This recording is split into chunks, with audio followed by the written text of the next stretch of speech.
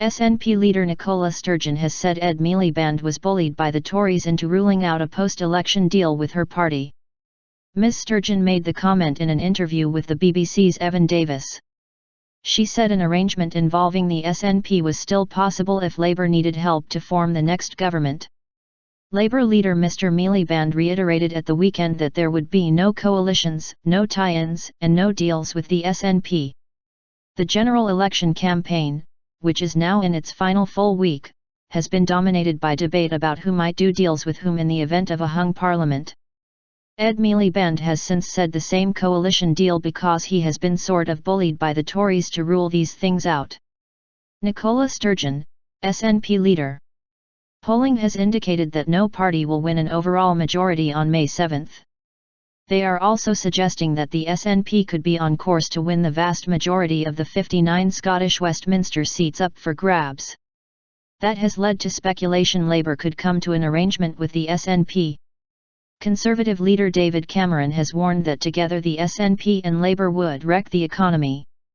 In a half-hour leaders' interview with BBC's Newsnight, Ms Sturgeon said that she would do all she could to lock out a Tory government from power at Westminster.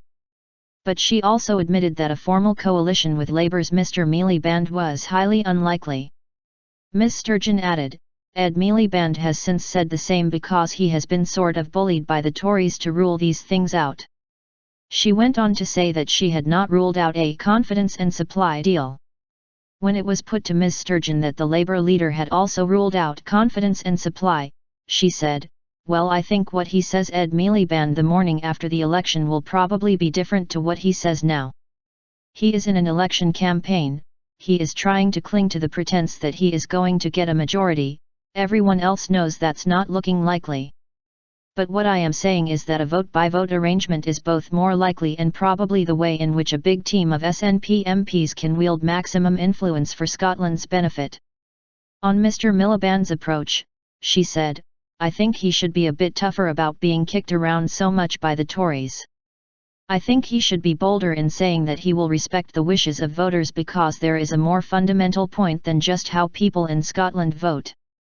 Ms Sturgeon said that on a practical level her party had experience of minority power which would aid a Labour government without a majority. She said that between 2007 and 2011, she was involved with a minority Holyrood administration that was stable, successful, effective, and led to a majority government in 2011. Ms Sturgeon also had a message for non-Scottish voters. She said, "People outside Scotland can't vote for my party, but it is still important to me to say to people outside Scotland that if the SNP is given influence by the Scottish electorate in the House of Commons, we would seek to exercise that influence positively and constructively. And do you know why? It matters to Scotland and to the people in Scotland, for as long as we are part of the Westminster system, that we get good decisions coming out of Westminster because those decisions that are taken at Westminster affect the lives of people in Scotland, just as they affect the lives of people in other parts of the UK. I have held out, and continue to hold out, the hands of friendship." Beckham fan. On a lighter note, Ms Sturgeon was asked who she would support if the England football team was playing Germany. She said she was not a big football fan, but she would probably support England and she had no issue with the team doing well at football or any sport.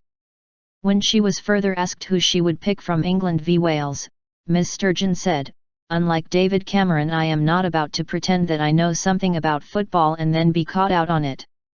I support Scotland at football. England or Wales.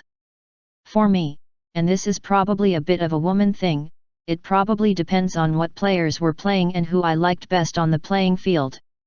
I was always a big David Beckham fan and I am still a big David Beckham fan.